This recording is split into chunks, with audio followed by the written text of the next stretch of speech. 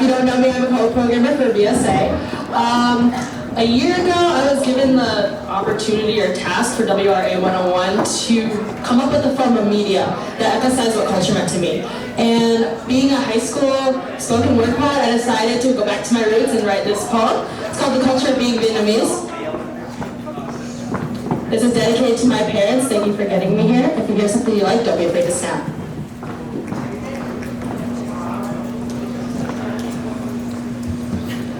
When someone asks me what kind of Asian I am, I do not hesitate to pull out my roots, that I am a Vietnamese-born American planted in the rough of U.S. soil, soiled by two different vines, developed in two different types of Vietnamese dirt. My father is a man from the streets of Binh Hoa, growing up the oldest of 8, his childhood whisking away in just a few years. He grew to be an adult at the age of 9 and an elder at 16, raising his siblings beside him as if they were his very own Yong Mao, as if they were his very own flesh and blood. He lost the youngest brother in Em Cha Yo E to the games of drugs and alcohol, and yet the others had not learned their lesson, the tolerance increasing as the years whisk away in that bottle, them using that glass bottle as a means of forgetting the bombs they threw as the city of Saigon was torn apart and burned to the ground. My father took his culture, his heritage, and his beliefs upon his shoulders, carrying them as he jumped on a boat headed to the United States, his mental state itself still not stable, his hands still tremble when he tells me how he saw the bombs. How sick he was of what his homeland came to be, what his past came to be, what a journey, the amount of sacrifices he took to get me here, to give me the opportunity to study at Michigan State University, how he constantly tells me to học bài để có tương lai, to study in order to have a future.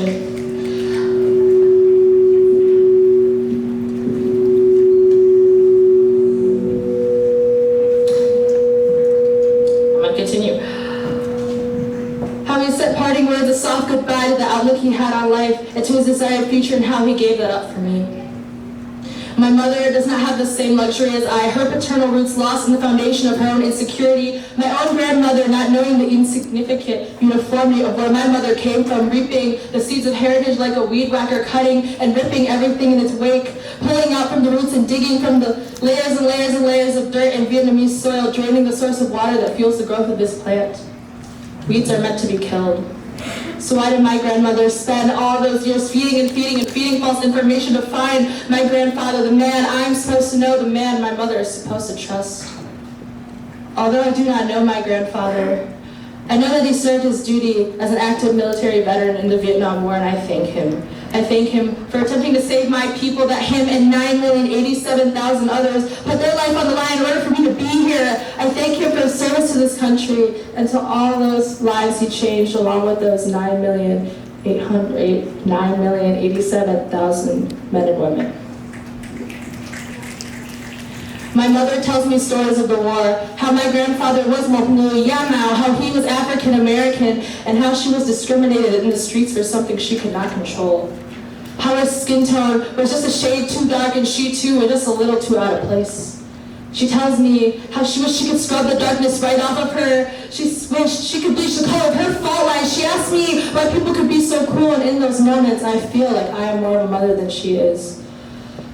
Wishing I could replace the racial chants, me dang, playing in her head over and over in a broken record, and I wonder, how many times I wish I could change the shape of my intricately detailed almond-shaped brown eyes, remove the color of my own sun-kissed yellow skin, tug at the strands of my somewhat mixed, unnaturally colored curly Asian hair, tug at each strand in a rope like a game of tug-of-war, my hands becoming rough and callous to protect what I love. How fortunate am I to grow up in a district full of Nuôi Độc Đáo, in a district full of unique people, to go to my college where my ethnicity is not lost in the cultural ignorance of others. My mother tells me not to put my trust in people too much. She strives to teach me to protect what she could not for herself.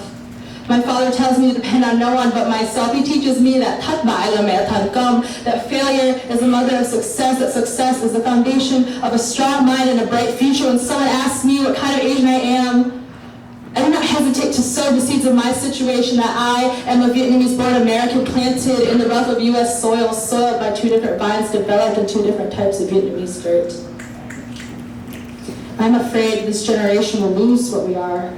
That in a few years, the soft-spoken greetings Vietnamese children say to their elders, those "Chào bác, chào gì, chào chú, chào thím, chào cô," will be nothing more than an insignificant wave of the hand, as informal as a greeting card promise.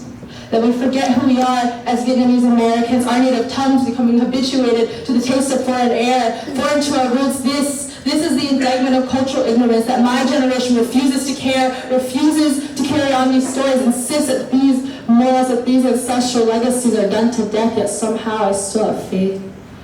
I carry weight that my culture will spread, that the idiosyncrasies in between the lines will not be unspoken, and the hidden meanings will not go unfound. That we will one day rekindle the fire that was burned out years and decades and centuries ago. I want this generation to feel the spark of culture, to not lose who we are as Vietnamese Americans, to not lose who we are as Asian Americans. Being Vietnamese pushes me to lend an outstretched hand to those in need, to those in poverty, to those who suffered as much as my mother did, as much as my father did. As much as the cities of Hoi An, Vũng Tàu, Hải Dương, Hanoi, Da Nang, Hải Phòng, Đà Lạt, Thái Bình, Saigon, Bà Rịa, Huế, and Bien Hoa did. As much as the hundreds and hundreds of thousands of people who died did. I want them to see what they've done to us, to show them that we are not a youth to be messed with, to show them what they did.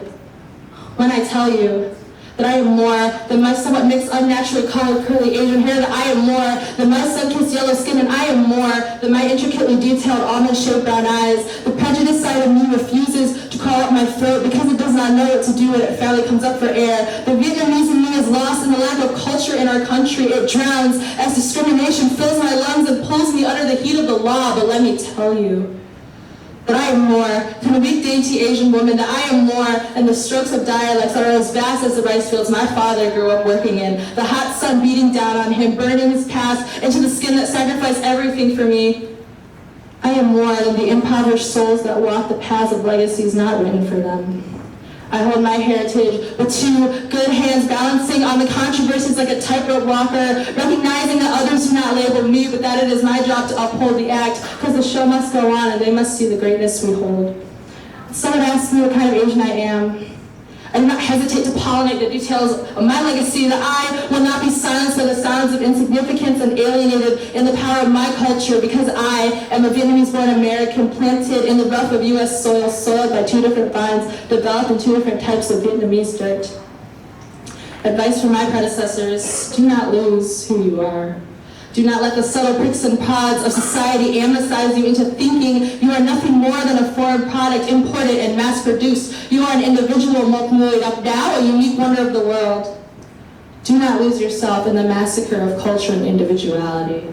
Because, my child, language is a powerful thing. It is what drives the world on its axis, a force that places Earth on its path around the sun, and someday you will know that language is the foundation of what brought me here. My heritage is something I do not take lightly. I wear it on my chest like a scarlet letter, speak it through my words like I am shouting through a protest, breathe it through the sounds of inherent silence. I refuse to be the next victim of racial abuse, so I'd expect the next time you look me in the eyes, shake my hand, hold a conversation. I want the Vietnamese woman in me pierce your side and send a shockwave to all four corners of the globe, because let me tell you, when someone asks me what kind of Asian I am, I try not to say much. I simply say it's just the culture of being Vietnamese. Thank you.